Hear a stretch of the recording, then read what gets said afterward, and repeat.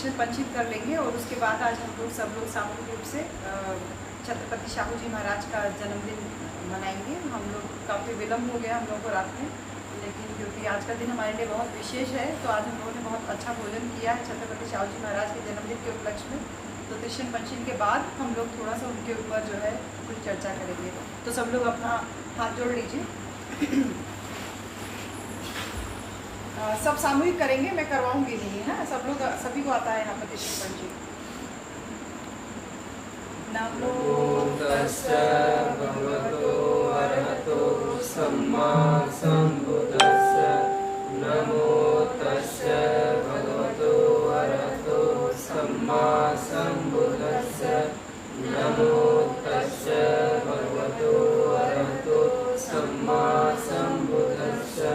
बुद्धं शरणं गच्छामि, धम्मं शरणं गच्छामि, संघं शरणं गच्छामि, द्वितीयंपि बुद्धं शरणं गच्छामि, तृतीयंपि धम्मं शरणं गच्छामि, तृतीयंपि संघं शरणं गच्छामि, तृतीयंपि बुद्धं शरणं गच्छामि, तृतीयंपि धम्मं शरणं गच्छामि, तृतीयंपि संघं शरणं गच्छामि।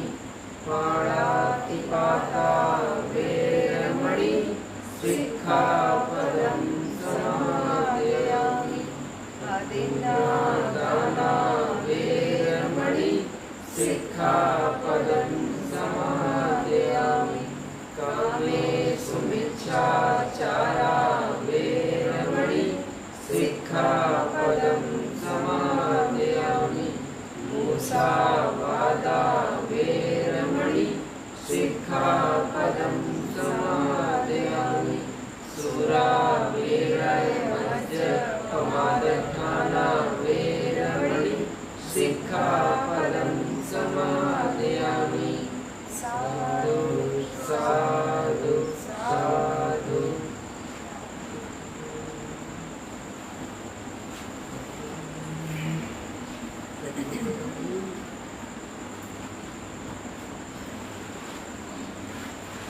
तो आज छत्रपति शाहू जी महाराज का जन्मदिन है, तो जो बहुत विशेष बातें हैं, क्योंकि हम लोग किताबों में तो बहुत सारी चीज़ें पढ़ते हैं, हम में से बहुत सारे लोगों ने आरक्षण का लाभ भी लिया है, कुछ लोग बच्चे हैं जो आने वाले समय में उसका लाभ लेंगे। लेकिन एक जनरल सी चीज़ होती है ना कि आरक्षण को आज हम लोग बहुत सारा जो नेगेटिव, बहुत भ्रांतियाँ भी आरक्षण के बारे में फैलाई जाती है। आरक्षण का मतलब होता है प्रतिनिधित्व, और ये प्रतिनिधित्व शब्द दिमाग में आया कहाँ से, कैसे जो है 1902 में छत्रपति शाहू जी महाराज ने सबसे पहले अपने राज्य में आरक्षण लागू करवा दिया था 1902 में। अब आप सोचिए, भारत आज़ाद हुआ 1947 में, भारत का संविधान बना 1950 में, और हमको संविधान लागू होने के बाद में भी काफ़ी समय के बाद जो है आरक्षण को अभी भी 100% तरीके से लागू नहीं किया जा सका, क्योंकि सिर्फ मंशा नहीं होने की वजह से। लेकिन सोचिए कि कितनी बड़ी विचारधारा थी कि 1902 में कोई व्यक्ति बहुजन समाज में एक बड़ा, इतना बड़ौदा के महाराज के रूप में जन्मा, छत्रपति शाहू जी महाराज के रूप में जन्मा, जिसने 1902 में जो है मेजॉरिटी पॉपुलेशन यानी बहुजनों के लिए, SC ST OBC के लिए अपने राज्य में जो है आरक्षण लागू किया। तो ये प्रतिनिधित्व, आरक्षण जो शब्द है, ये उनके दिमाग में आया कहाँ से। जैसे हम लोग सब बैठे हुए हैं ऐसे ही वो एक दिन अपने घर जो महल था उनकी छत पे ऐसे टहल रहे थे, और अचानक उनकी नज़र जो है नीचे घोड़ों का जो अस्तबल था उस पर नज़र पड़ी। तो उनके पास बहुत अच्छे घोड़े थे, तो वो घोड़े जो है खाने का, जैसे घोड़ों के चारा डालने का टाइम हुआ तो उन्होंने देखा कि उनका जो सेवक था उसने घोड़ों को खोल दिया। चारा जैसे सामूहिक डाल दिया गया, सारे जानवरों का खोल दिया गया, और उसके सारे जानवरों को खोल दिया गया। तो जो बहुत हट्टे कट्टे जो घोड़े थे वो फटाफट जाकर के दाना खा लिए, जो चारा था वो खा लिए। उसमें से बहुत सारे ऐसे थे जो ठीक से चल भी नहीं पा रहे थे, उडोल भी नहीं पा रहे थे, वो बेचारे पीछे रह गए। जो हट्टे कट्टे थे वो अपने हिस्से का तो खाए ही खाए, बाद में जो बचा, क्योंकि वो जानवर है ना, उनके पास दिमाग तो होता नहीं है, तो वो बाकी लोगों का भी चारा खा गए। तो ऐसे में बहुत सारे जो जानवर थे, यानी बहुत सारे जो घोड़े थे, वो भूखे रह गए। अपनी महल की छत से ये विचार उनके दिमाग में आया कि जिस तरीके से जो हट्टे कट्टे लोग हैं वो उन अशक्त घोड़ों का जो है चारा, जो हट्टे कट्टे घोड़े हैं वो अशक्त घोड़ों का चारा खा जा रहे हैं, ऐसा ही समाज में भी तो होता होगा कि जो लोग हट्टे कट्टे हैं यानी संपन्न लोग हैं वो समाज के निर्बल लोगों का भी चारा खा जाते होंगे। उनके दिमाग में तुरंत ये विचार आया और उन्होंने अपने सेवक को वहीं से ये आदेश दिया कि घोड़ों को जो है उनके बाड़े तैयार किए जाएं, यानी कि बल्लियां लगा दिया जाए इस तरीके से कि घोड़े कूद करके दूसरे के बाड़े में न घुस पाएं, और सारे जानवरों को, सारे घोड़ों को अलग अलग चारा दिया जाए। तो इस तरीके से क्या था, सब बंधे हुए हैं। तो जैसे अभी नाद बना देते हैं ना, हम लोग के पास 1-2 पशु होते हैं, 3-4 होते हैं, तो हम लोग अलग अलग बना देते हैं। लेकिन अब जिसके पास सैकड़ों हुए तो वो क्या करेगा, बल्ली लगवा दिया उन्होंने और सबका खाना जो है, चारा जो था वो लगवा दिया। तो अब इस तरीके से सबने अपने अपने हिस्से का चारा, सारे घोड़ों ने अपने अपने हिस्से का चारा खाया। अब जब वो खा लिए तो वो बगल वाले घोड़े में बगल वाले बाड़े में कूदने की कोशिश की, लेकिन ऊंची ऊंची बल्ली लगी थी तो वो घोड़े कूद के दूसरे का चारा नहीं खा पाए। यानी रेगुलेशन बहुत ज़रूरी है। रेगुलेशन का मतलब होता है नियंत्रण बहुत ज़रूरी है। तो जो सशक्त लोग हैं, जो शक्तिशाली लोग हैं, वो निर्बल लोगों का, निर्धन लोगों का, अशक्त लोगों का चारा ना खा पाए, इसके लिए उन्होंने बाड़े जैसे लगवाए। उसी प्रकार से छत्रपति शाहू जी महाराज ने समाज में बाड़ा लगवा दिया। बाड़ा लगवाने का मतलब है कि उन्होंने प्रतिनिधित्व का प्रावधान किया कि 50% जो होगी वो पॉपुलेशन जो है वो SC ST OBC के लोगों को ही नौकरी पे रखा जाएगा। तो जब उन्होंने अपने राज्य में ऐसा ऐलान कर दिया तो पूरे हड़कंप मच गया और पूना से एक तथाकथित ऊंची जाति के ब्राह्मण थे, वो आए और उन्होंने छत्रपति शाहू जी महाराज से कहा कि महाराज, आप इतने बड़े बड़ौदा के रियासत के महाराज हैं, अगर आप इस तरीके का काम करेंगे तो ऐसे में बहुत सारे जो अयोग्य लोग हैं वो नौकरियों में आ जाएंगे। क्योंकि वो ये मानते थे कि नौकरियों पे, यानी जितने भी ऊंचे ऊंचे पद हैं उस पे केवल किसका प्रभुत्व है, तथाकथित ऊंची जातियों का ही प्रभुत्व है, वही लोग आने चाहिए। तो वो कहे महाराज ऐसे तो बड़ा अनर्थ हो जाएगा, ऐसे तो जो है बहुत बेकार लोग जो है वो नौकरियों में आ जाएंगे, राजकाज प्रभावित हो जाएगा। तो उन्होंने कहा आप अपने आप को क्या बहुत संपन्न मानते हैं, आप अपने आप को बहुत योग्य मानते हैं? कहे हाँ महाराज, मैं ये फलाने फलाने कुल का ब्राह्मण हूँ, मैं बहुत योग्य हूँ। तो कहने लगे कि ठीक है, अगर आप योग्य हैं तो आपकी बिरादरी के जितने लोगों को मैंने नियुक्त किया है, मैं आप सबको 1 महीने का समय देता हूँ, और जो 50% जो आपके हिसाब से अयोग्य लोगों को मैंने नौकरियों में रखा है, आपकी जिम्मेदारी है कि 1 महीने के अंदर उन लोगों को आप ट्रेनिंग दे दीजिए। और अगर आप ट्रेनिंग नहीं दे पाए तो ये माना जाएगा कि आप अयोग्य हैं और वो योग्य हैं। वो तुरंत हाथ जोड़ लिया, क्योंकि उसे पता था कि वो ट्रेनिंग नहीं दे पाएंगे। वो तुरंत हाथ जोड़ लिया, उसने कहा हाँ हाँ ठीक है। पहले उस समय तो बोल दिया कि हाँ हाँ महाराज हम कर लेंगे, लेकिन उसको पता था कि वो लोग कभी ट्रेनिंग देने के योग्य नहीं है, क्योंकि मेहनत कश जाती है। जैसे आज एक अखबार में निकला था कि कोई भी व्यक्ति सफल होता है, ये सोनू बाबू से अक्सर बात भी होती है, कोई भी व्यक्ति सफल होता है तो उसका इंटरव्यू, जैसे कोई अधिकारी बना, चाहे IAS बने, PCS बने या कोई नौकरी पाता है, तो उसका इंटरव्यू लिया जाता है तो उसको क्या कहा जाता है, क्या बताता है वो अपने आप में? मैंने बड़ी गरीबी में पला बढ़ा हूँ, हाँ मेरे पास पढ़ने के लिए नहीं था, मैं दीपक की रोशनी में पढ़ा हूँ, ऐसे तो लोग बताते हैं। बड़ा मेहनत करके पढ़ ले रानी है, हमरे घरे ही ना रहा लू ना रहा, देखा हम उतना दूर जात रहनी पड़े थी, यही सब तो लोग बताते हैं। इसका बताने का मतलब क्या है कि जो लोग बहुत नीचे, मेरे पिताजी रिक्शा चलाते थे, मेरे पिताजी माटी ढोते थे, यही सब तो बताते हैं। तो इसका मतलब क्या है कि जो माटी ढोता है, जो रिक्शा चलाता है, तो क्या वो कम है किसी से? वो अपनी मेहनत से कमा खिला रहा है ना अपने बच्चे को, उसने किसी के सामने भीख नहीं मांगी।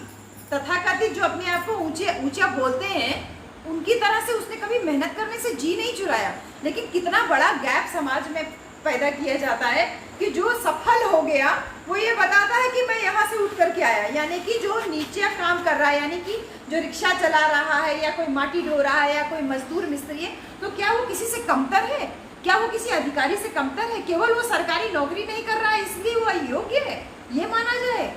तो ये एक जो बड़ी गैप जो समाज में जो फैला दी गई है, एक पैदा कर दी गई, इस गैप को भरने की बहुत ज़रूरी है। क्योंकि हम लोग, स्पेशली बहुजन समाज के लोग, चाहे वो बढ़ई का काम करें लेकिन अपने दम पे करते हैं, चाहे वो बाल काटने का काम किए अपने दम पे करते हैं, चाहे वो मरा हुआ पशु से चमड़ा छीलने का काम किए अपने दम पे किए, चाहे उस चमड़े को पॉलिश करना हो, उससे जूता बनाना हो, खेती करना हो, जो है भैंस चराना हो, कोई भी काम किया हमने अपनी पूरी शिद्दत से किया, पूरी मेहनत से किया। यही काम छत्रपति शाहू जी महाराज ने 1902 में समझ लिया कि जो मेहनत कश लोग थे उनको प्रतिनिधित्व नहीं मिला, यानी उनको तथाकथित सम्मान नहीं मिला, उनकी योग्यता के हिसाब से सम्मान नहीं मिला, और इसलिए पहली बार उन्होंने अवसर दिया कि उस मेहनत कश जाति को शासन सत्ता में भागीदारी देकर के कि आप आइए और अपनी योग्यता को सिद्ध कीजिए, और योग्यता को सिद्ध किया। और यही छत्रपति शाहू जी महाराज ही थे जिन्होंने जो है जिनको बाबा साहब अपना गुरु भी मानते थे, जिन्होंने बाबा साहब को फेलोशिप भी दी थी विदेश में पढ़ने जाने के लिए। तो एक बहुत बड़े व्यक्तित्व का आज हम जन्मदिन मनाने के लिए यहाँ पर इकट्ठा हुए हैं।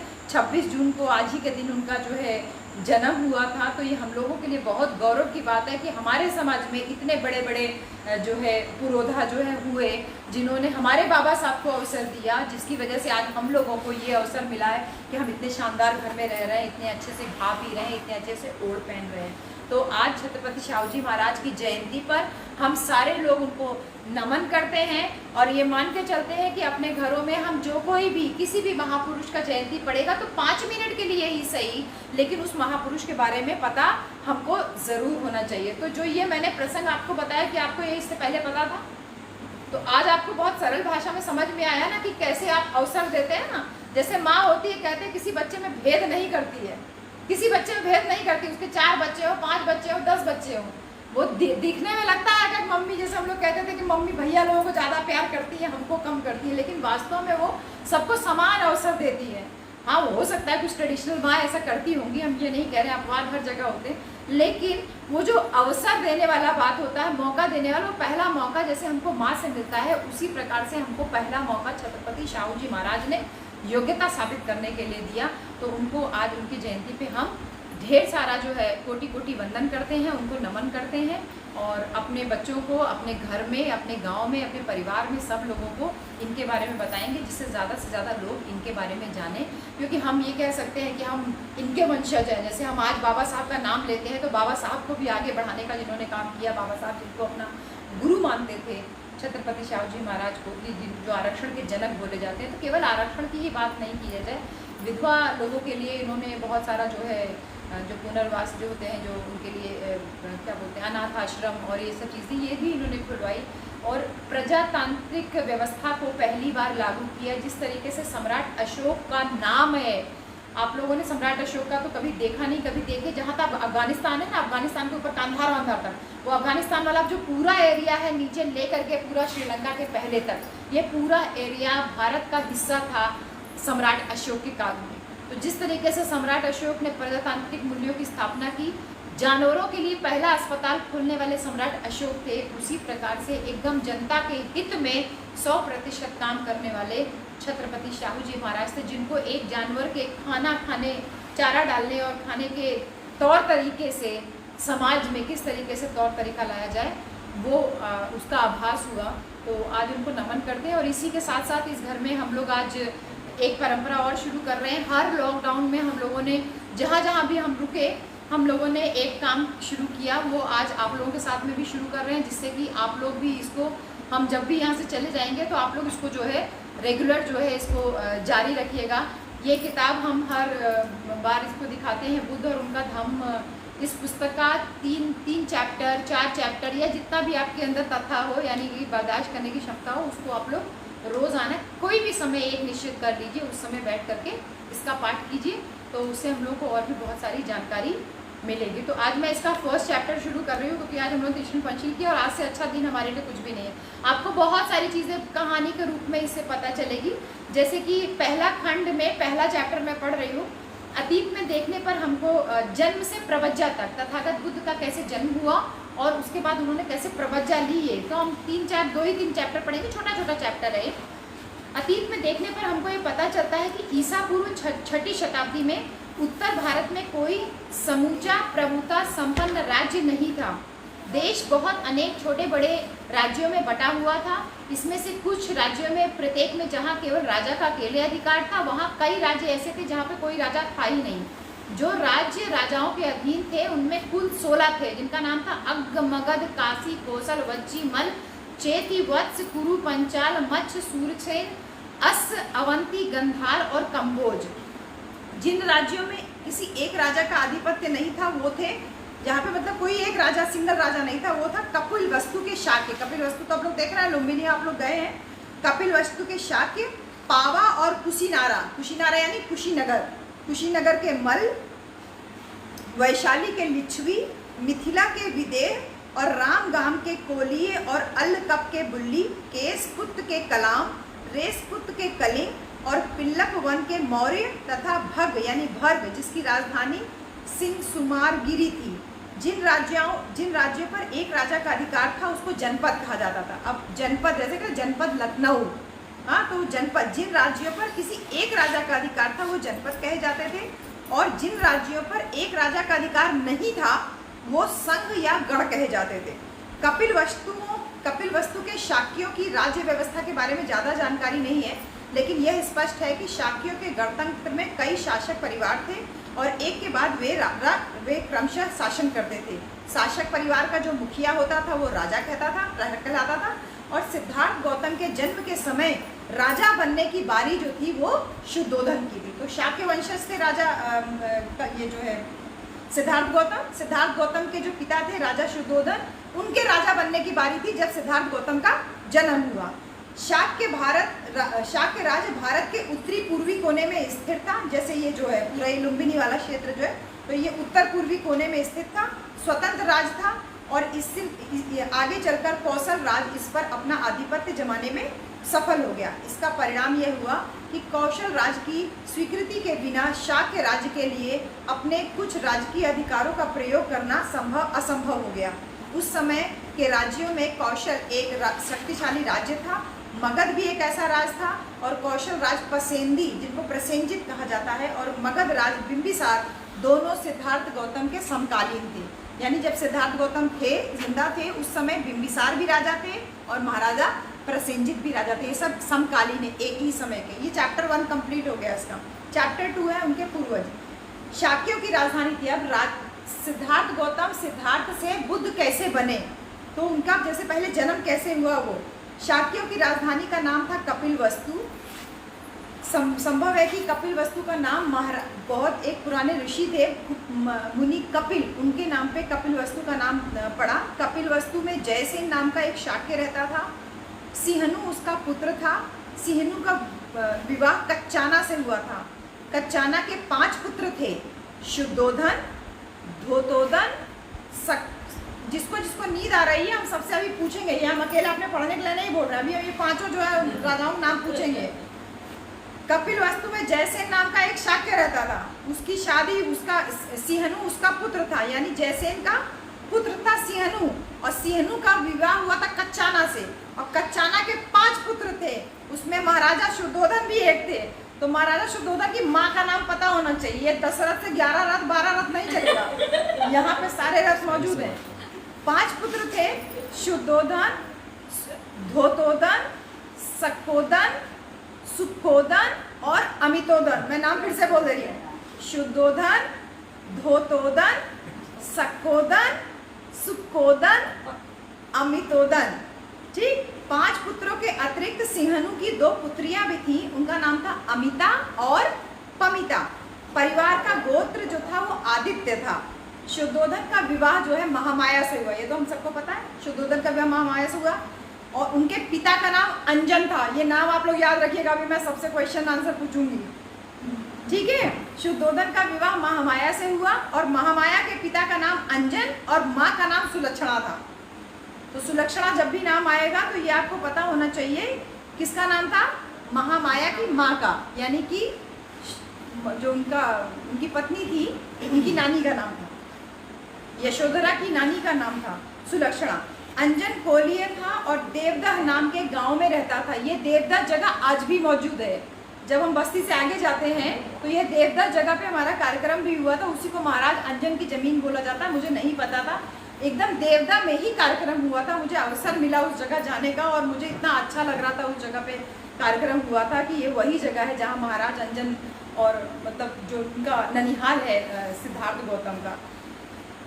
अब शुद्धोधन एक बहुत महान योद्धा थे। शुद्धोधन अपने सैन्य पराक्रम का परिचय दिया तो इनको एक बार और विवाह करने की अनुमति मिल गई। तो उन्होंने महाप्रजापति गौतमी को चुना। महाप्रजापति गौतमी महामाया की छोटी बहन थी। ठीक। अब शुद्धोधन एक धनी आदमी था, उसके बहुत बड़े बड़े खेत थे, बहुत नौकर चाकर थे और ये कहा जाता है कि खेतों को जोतने के लिए वो 1000 हल चलवाते थे। उनका जीवन बहुत ऐश्वर्यपूर्ण था, उनके पास बहुत सारे महल थे। Chapter 2 complete. तीसरा, सिद्धार्थ गौतम शुद्धोधन के घर जन्मे थे। उनके जन्म की कथा इस प्रकार है। शाक्यों में एक प्रथा थी, शाक्यों में एक प्रथा थी कि हर वर्ष आषाढ़, जैसे आषाढ़ लग गया ना, कल पूर्णिमा थी, आज आषाढ़ लग गया है। शाक्यों की यह प्रथा थी कि वे प्रतिवर्ष आषाढ़ के महीने में एक मध्य ग्रीष्मकालीन महोत्सव मनाते थे, यानी गर्मियों के मध्य में एक महोत्सव मनाते थे।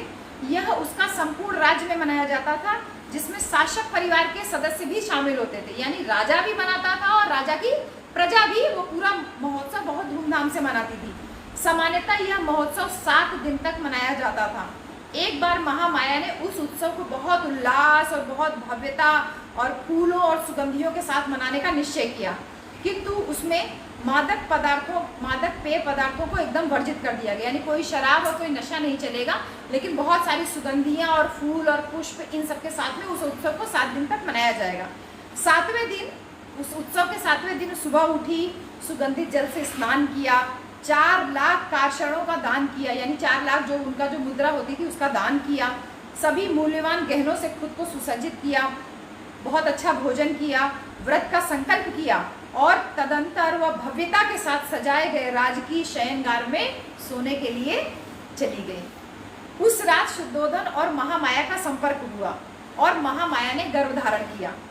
राजकीय सजिया पर पड़े पड़े उसको नींद आ गई और नींद में महामाया ने स्वप्न देखा। उस स्वप्न क्या था वो बहुत इंपॉर्टेंट है, मेरे तो रोक पे खड़े जाते हैं जब मैं पढ़ती हूँ। तो उसने स्वप्न में देखा कि वो शैया पर सो रही है और चतुर्दिक महाराज देवता उसकी शैया को उठा के ले गए हैं, यानी चारों दिशा के जो महाराज, चतुर्दिक का मतलब है चारों दिशाओं के जो राजा हैं, वो जो महाराज हैं, वो उनकी शैया को, उनके बिस्तर को उठाकर ले गए हैं और उन्हें ले जाकर के हिमालय के क्षेत्र में एक बड़े विशाल शाल वृक्ष के नीचे रख दिया उनके बिस्तर को।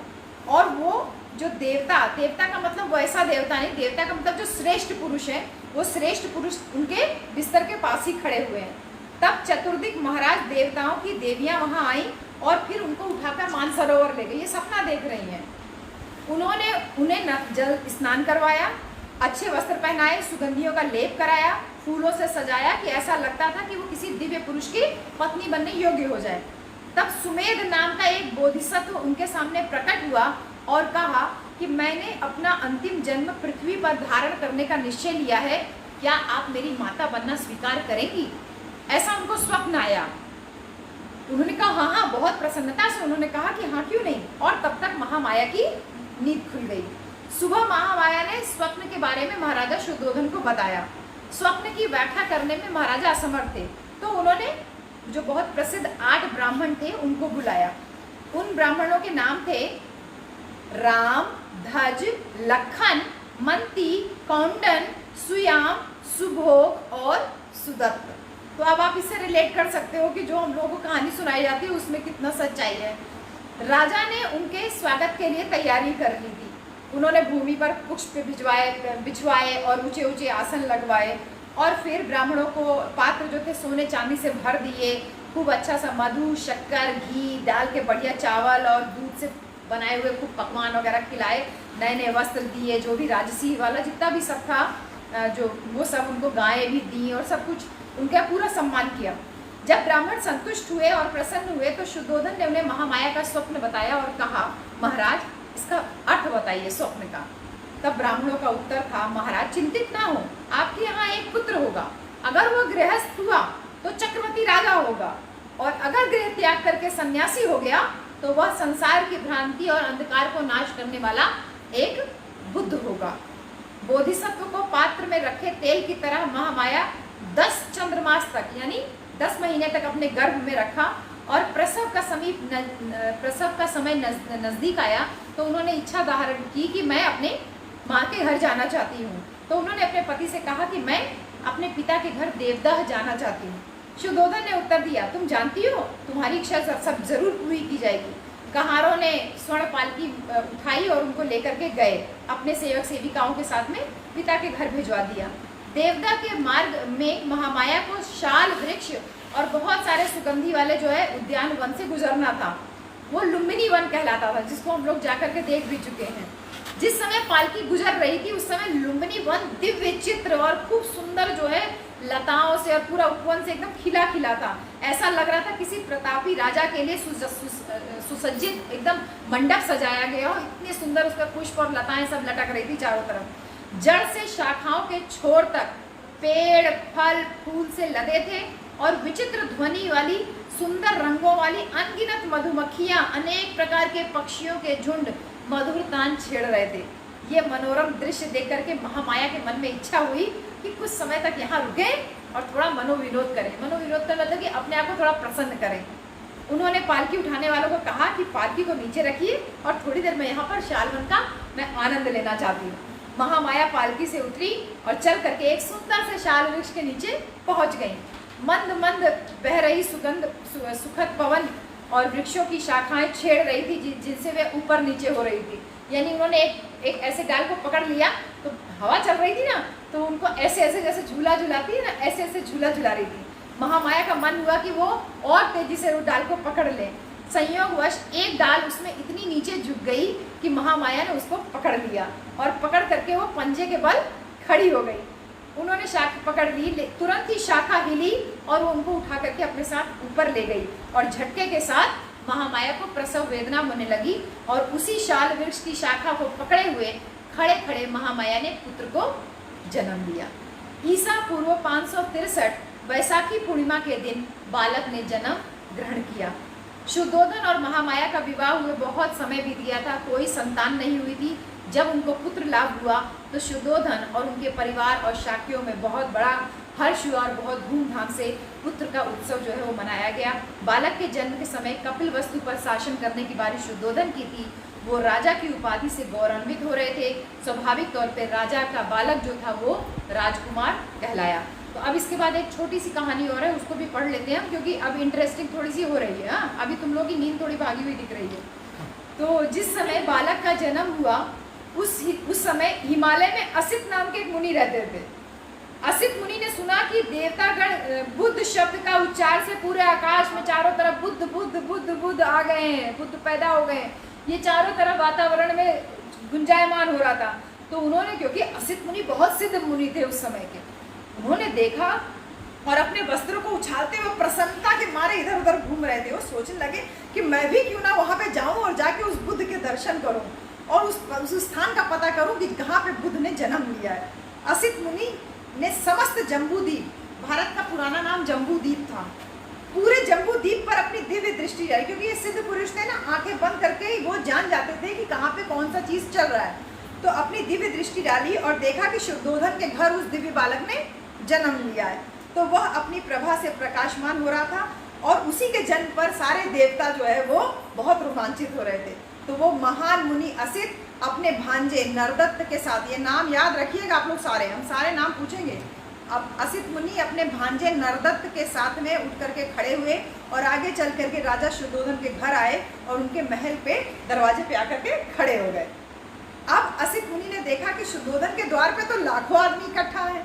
तो वो द्वारपाल के पास गए और बोले, हे पुरुष अंदर जाओ और राजा को सूचना दे दो कि ये बाहर एक मुनि आए हुए हैं। द्वारपाल राजा के पास गया और कहा कि एक वृद्ध मुनि आपसे भेंट करने के लिए दरवाजे पर खड़े हैं। राजा ने असित मुनि को बुलवाया और मुनि के बैठने के लिए उचित आसन की व्यवस्था की और द्वारपाल से कहा मुनि को अंदर आने दीजिए। महल के अंदर आकर के द्वारपाल ने असित से कहा कृपया अंदर पधारिए। असित मुनि तब राजा के पास गए और उनके सामने खड़े होकर बोले, राजन आपकी जय हो, राजन आपकी जय हो, आप चिरकाल तक जीवित रहें और अपने राज्य पर धर्म के अनुसार शासन करें। तब शुद्धोधन ने आदर पूर्वक असित मुनि के चरणों में साष्टांग प्रणाम किया और उनको बैठने के लिए आसन दिया। और जब वो आसन पे बैठ गए तो उनसे कहा, मुनिवर मुझे स्मरण नहीं है कि मैंने इससे पहले भी आपको देखा है, यानी पहले भी मैं आपका दर्शन कर चुका हूँ, मुझे ध्यान नहीं है। तो कैसे पूछे कि आप कौन है? तो पूछ रहे हैं कि मुझे ध्यान नहीं आ रहा है कि मैंने भी कभी आपको स्मरण किया है। आपके यहाँ आगमन का क्या उद्देश्य है और क्या कारण है? इस पर असित मुनि ने राजा शुद्धोधन से कहा, राजन, तुमको पुत्र लाभ हुआ है और मैं उसको देखने की इच्छा से यहाँ पर आया। शुद्धोधन बोले, मुनिवर, बालक इस समय सोया हुआ है, क्या आप थोड़ी देर प्रतीक्षा करेंगे? मुनि बोले, राजन, इस प्रकार के दिव्य प्राणी देर तक नहीं सोते, वो तो स्वाभाविक तौर पे हमेशा जागरूक रहते हैं। तब बालक ने महान मुनि पर अनुकंपा करते हुए अपने जागने का संकेत दिया। जैसे बच्चे सो रहा है, जब मुनि ने ऐसा बोला तो क्योंकि वो दिव्य बालक थे तो उन्होंने संकेत दिया कि मैं भी जग रहा हूँ, मैं सो नहीं रहा हूँ। यह देख करके कि बालक जग उठा है, शुद्धोधन उसको दृढ़तापूर्वक अपने दोनों हाथों में लिए और ले करके मुनि के सामने आ गए। असित ने देखा कि बालक में 32 महापुरुषों के लक्षण और 80 अनुव्यंजनों से युक्त है। उसका शरीर शुक्र और ब्रह्मा के शरीर से भी अधिक ज़्यादा दीप्त है और उसका तेज मंडल उनके तेज मंडल से लाख गुना ज़्यादा। यानी असित मुनि खुद में बहुत ज़्यादा जो है आभा मानते, बहुत सिद्ध पुरुष थे, लेकिन उनके मुख से लाख गुना ज़्यादा उस बच्चे का चेहरा जो है वो चमक रहा था। वो अपने आसन से उठे, दोनों हाथ जोड़े और फिर उस बालक के पैर पे गिर पड़े। उस छोटे से बालक के पैर पे असित मुनि गिर पड़े और बालक की परिक्रमा की और उसे अपने दोनों हाथ में लेकर के विचार मग्न हो गए। असित मुनि पुरानी भविष्यवाणी से बहुत अच्छे से परिचित थे कि जिसके शरीर में गौतम की तरह 32 महापुरुष लक्षण होंगे, वह इन 2 गतियों में से किसी एक को निश्चित रूप से प्राप्त होगा, तीसरी को नहीं। यानी कि अगर वह गृहस्थ हुआ तो चक्रवर्ती राजा बनेगा और अगर त्यागी हुआ तो वो संसार को भाव बाधाओं से मुक्त करेगा। असित मुनि को निश्चित था कि ये बालक गृहस्थ नहीं रहेगा। बालक की ओर देखकर असित मुनि रोने लगे और रोते रोते उन्होंने गहरी सांस ली। राजा शुद्धोधन असित मुनि को आंसू बहाते हुए देख करके पूछे, बड़े परेशान हो गए, उनके रोंगटे खड़े हो गए और व्यथित होकर के निवेदन किया, मुनिवर, आप इस प्रकार क्यों रो रहे हैं? आंसू क्यों बहा रहे हैं? मैं ठंडी सांसें ले रहा हूँ। मैं समझता हूँ अवश्य ही बालक के भविष्य के साथ कुछ गड़बड़ होने वाला है। असित मुनि ने राजा को उत्तर दिया, राजन, मैं बच्चे के लिए नहीं रो रहा हूँ, मैं उसका भविष्य तो बिल्कुल निर्विघ्न है। निर्विघ्न मतलब उसके भविष्य में कोई भी रुकावट नहीं है, मैं तो अपने लिए रो रहा हूँ। ऐसा क्यों? शुद्धोधन ने पूछा। असित ने कहा, मैं जरा जीर्ण हूँ। जरा जीर्ण का मतलब मैं बूढ़ा हो चुका हूँ और वय प्राप्त हूँ, मेरी उम्र लगभग पूरी हो चुकी है और ये बालक सम्यक संबुद्ध होगा और इसके बाद वो अपने सिद्धांतों पे चल करके धम्मचक्र चलाएगा, जैसा वो पहले संसार में किसी भी प्राणी ने नहीं चलाया है। संसार के कल्याण और प्रसन्नता के लिए वो अपने धम्म सिद्धांतों का देशना करेगा। जिस धार्मिक जीवन की, जिस सधम्म सिद्धांत की वह घोषणा करेगा, वह आदि में कल्याणकारक होगा, मध्य में कल्याणकारक होगा और अंत में कल्याणकारक होगा। वह अर्थ और व्यंजन की दृष्टि से निर्दोष होगा, वह परिशुद्ध और परिपूर्ण होगा। जिस प्रकार इस संसार में कभी कभार कहीं कूलर का फूल पुष्पित होता है, उसी प्रकार अनंत युगों में कभी कभार कहीं किसी बुद्ध का प्रादुर्भाव होता है। राजन, कोई संदेह नहीं कि यह बालक श्रेष्ठतम और सम्यक संबोध का लाभ करेगा। ऐसा करने पर वो अनेक प्राणियों को इस दुख के सागर से मुक्त करेगा। लेकिन मैं रो इसलिए रहा हूँ कि मैं उस बुद्ध को देख नहीं सकूँगा, इसलिए मैं रो रहा हूँ और ठंडी सांसें भर रहा हूँ। मैं अपने जीवन में उस बुद्ध की पूजा नहीं कर पाऊँगा। तब राजा ने महान असित मुनि और उनके भांजे नरदत्त को समुचित भोजन दिया, उनको वस्त्र दान दे करके उनकी परिक्रमा की और फिर असित ने अपने भांजे नरदत्त से कहा, नरदत्त, जब भी तुमको कभी ये सुनने को मिले यह बालक सम्यक संबुद्ध हो गया है तो उसके पास जाके शिक्षा ग्रहण करना, ये तेरे सुख, कल्याण और प्रसन्नता के लिए होगा। इतना कह करके असित ने वहाँ से विदा ले ली और अपने आश्रम की ओर चला गया। तो शेष हम लोग जो है कल जारी रखेंगे। वैसे तो इसके बाद महामाया का जो परिनिर्वाण है वो हम लोग पढ़ लेते, बहुत छोटा सा था, लेकिन क्योंकि अब कल से हम लोग इसको जो है जारी रखेंगे। बहुत अच्छा सा प्रसंग है इसी के साथ में, अगर आप लोग साथ दें तो मैं इसको थोड़ा सा और पढ़ दूँ क्योंकि ये इसी के साथ जुड़ा ही हुआ है।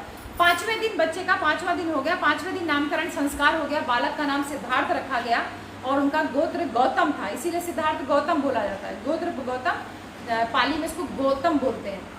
तो यह बालक इसीलिए सिद्धार्थ गौतम के नाम से लोकप्रिय हुआ। बालक के जन्म और उसके नामकरण के हर्षोल्लास के बीच में महामाया अचानक बीमार पड़ गई उनको गंभीर रोग ने जकड़ दिया।